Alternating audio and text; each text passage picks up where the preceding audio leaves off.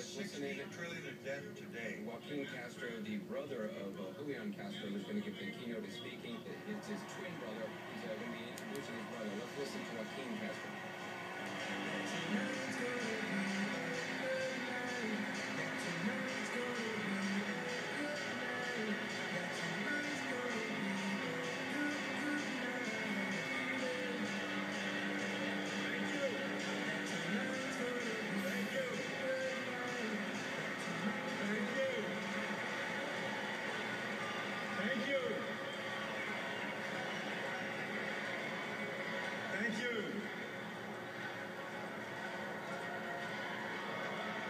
Thank you.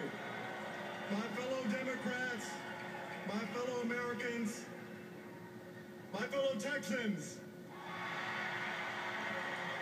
I stand before you tonight as a young American, a proud American, of a generation born as the Cold War receded, shaped by the tragedy of 9/11, connected by the digital revolution, and determined to re-elect the man who will make the 21st century another American century, President Barack Obama.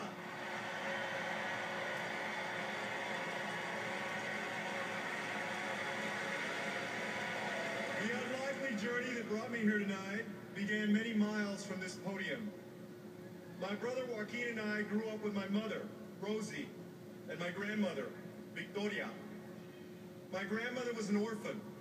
As a young girl, she had to leave her home in Mexico and move to San Antonio, where some relatives had agreed to take her in. She never made it past the 4th grade. She had to drop out and start working to help her family.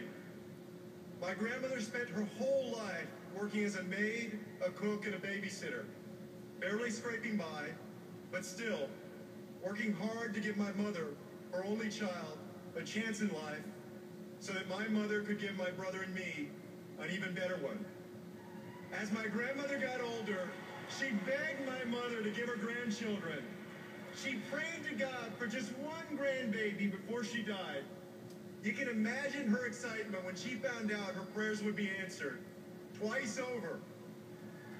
She was so excited that the day before Joaquin and I were born, she entered a menudo cook-off, and she won $300.